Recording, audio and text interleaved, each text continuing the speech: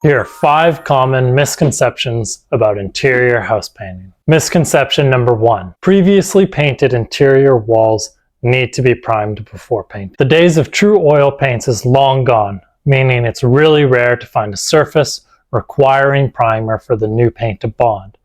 Even if you are covering a dark color with a light color, I'd rather use a higher hide finish coat and do 3 coats of that rather than a primer coat and 2 finish coats. Suppliers that sell paint and primer in one products have fooled the public into thinking that the product is any different than any other paint. Even new drywall doesn't need to be primed.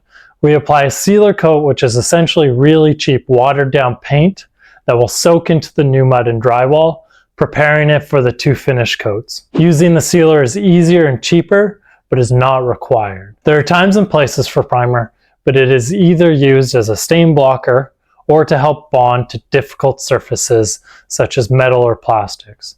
Even then, paints have come a long way and you can generally find a suitable paint for bonding to various surfaces. Misconception 2. Benjamin Moore is a superior paint to all others. Well, yes, they are one of the better paints, and I like some of their products for certain uses. They're generally way overpriced compared to a paint from Cloverdale Paint, Sherwin-Williams, or Dulux. There's a reason your professional paint contractor will likely choose one of those 3 first. We all have our own preferences, but none are objectively superior across the board. Benjamin Moore benefits from a large marketing budget that they use to focus on designers and end users. One of the biggest annoyances I deal with as a professional painter is clients or designers thinking they know what the best paint is because of a commercial, when I have spent decades using and experiencing the products firsthand. They are, however, certainly superior to Home Depot or other hardware stores. Do yourself a favor and buy paint from a business specializing in supplying paint. It would take the rare case for me to use a hardware store paint. The one exclusion to this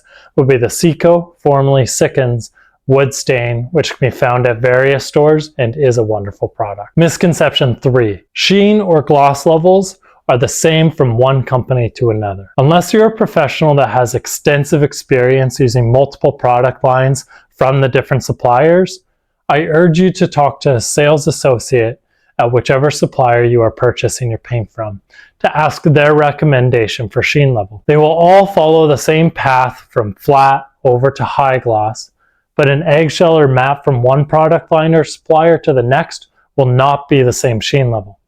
This becomes important while you're trying to do just touch-ups opposed to painting a full wall. Unless you are using the exact same product, you are likely to see a noticeable difference on the touch-up spots. Misconception 4. Matte is a good idea for walls that have any chance of being touched. This is a tricky one because some suppliers have moved the goalposts. Benjamin Moore made it really popular to use a matte finish on walls and they called it washable. The chemistry of paint makes that near impossible, and the result has been that they have had to add some gloss level to their products so that their matte is closer to an eggshell of most of other companies. What this means is that we do have products labeled matte that can be the right choice, but I would never recommend a true matte or flat finish for any surface bound to be touched. If you want more information on the chemistry behind this, go watch my video discussing how to pick a sheen level. Misconception 5.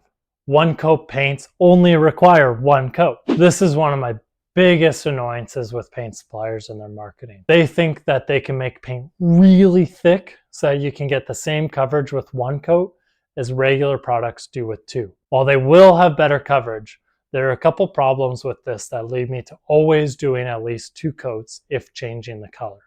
Firstly, while rolling, the roller is going to leave imperfections in its coverage, missing smaller specks of areas. Sure, we could roll over it multiple times, but then you're not truly doing one coat. More importantly, to have the best finish quality, you want to limit how thick of a coat you apply. Otherwise, it will leave a noticeable difference. These thicker paints can be annoying to use and take longer to apply. If you care about professional quality, you will either avoid these products or still apply 2 coats. Thanks for watching. Don't forget to like and follow me for more.